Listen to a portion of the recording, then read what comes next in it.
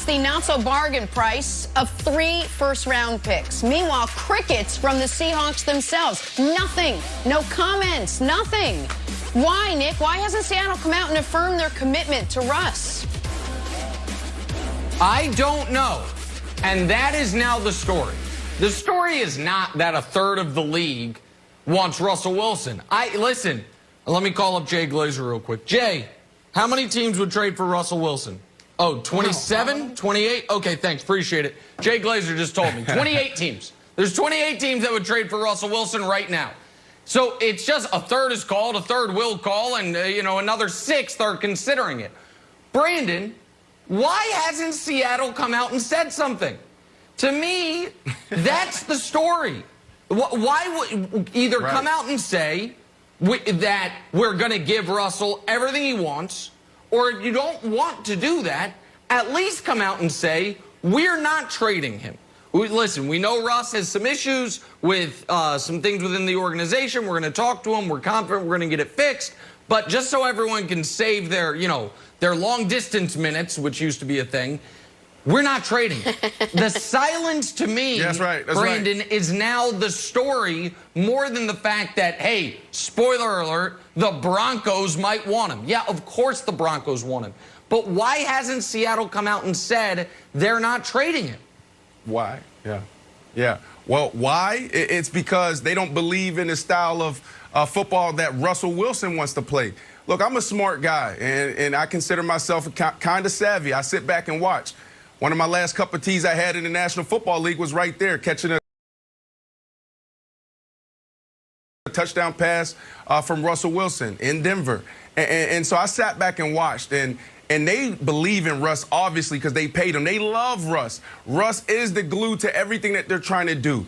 I mean, Pete and Russ have a phenomenal relationship, but they want Russell Wilson to play the type of ball that they want to play. And what type of ball is that?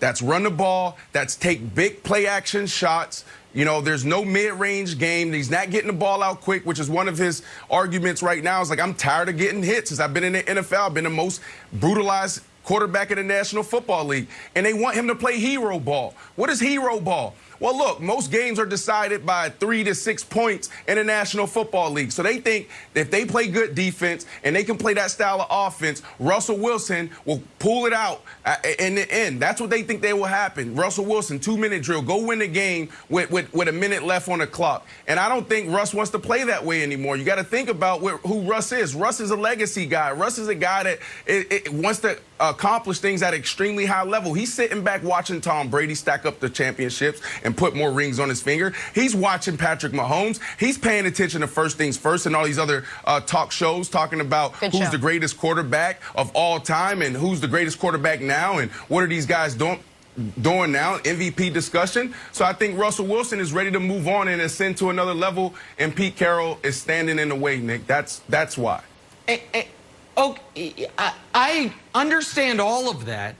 I still would think if you're the Seahawks, you would say, maybe we have a bigger issue than we first thought, but there is no way we are going to solve it by moving on from the greatest player in the history of our franchise, who is coming off of, I wouldn't say his greatest season ever, but his greatest half season he's ever had. And then the wheels came off a bit, and then he got it going again at the end of the year. Like, Matt LaFleur was put in a similar situation more directly by Aaron Rodgers.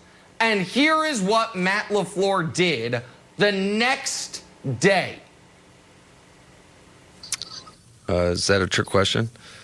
Absolutely. There's no doubt about it. I mean, you're talking about the guy that is going to win the MVP of the league. Like, we're not in this position without him. So I couldn't be happier with just not only his performance, but how he led our football team, all the little things he does within that locker room to ensure that everybody is locked in, focused, ready to go. So, yeah, absolutely, he will be here for a long time.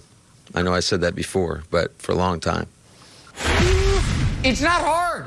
That's what you do. And by the way, the GM, Brian Gutekunst, was asked about Aaron Rodgers around that same time about would he possibly be traded, and his quote was, "Of course not." Brandon, the fact that we haven't heard that yet does lead me to believe that when they are getting these phone calls from a third of the league, there is at least one ear that is a little intrigued by it.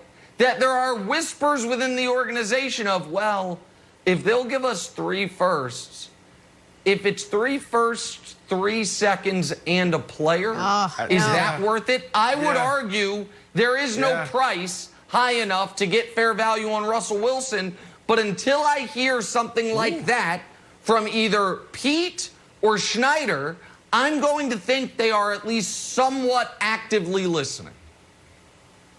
Listen, there's no secret. Everyone knows I love Russell Wilson. But you got to think about this. If you can get 2 first-rounders, potentially 3, you take that. I love Russ, but what does he have? You know, he may get mad because he's a guy that came out as well and said he wants to play until he's 40 and 40+. Yeah, but Jenna, what do you got? 5 more years out of Russ? So if you're going to stand firm in your belief that how we win games is play really good defense, and we're going to run the ball on first, we're going to run the ball on second, then we're going to take big shots on play action or run the ball again, then what do you need Russell Wilson for? He's the best player on your team. When you think about Patrick Mahomes, when you think about Aaron Rodgers, these guys are building offenses around what they do best.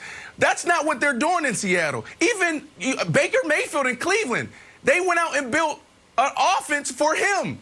And that's not happening. Even in Baltimore, although I disagree with their approach, what they're doing in the passing game, but they're doing a great job of making sure, hey, Lamar. Let's put him in the best position, you know, to succeed and push our team forward. So that's not happening in Seattle. So I think they take a real strong look at those first rounders. They get two ones. I think you take it and you move on and you just continue to play your type of ball, play good defense and run the ball. Wow. Any quarterback can do that.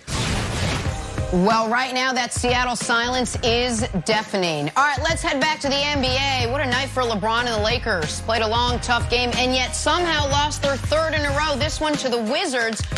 Should we start to panic? We'll have that for you next. First things first. Should Knicks start to panic is the question.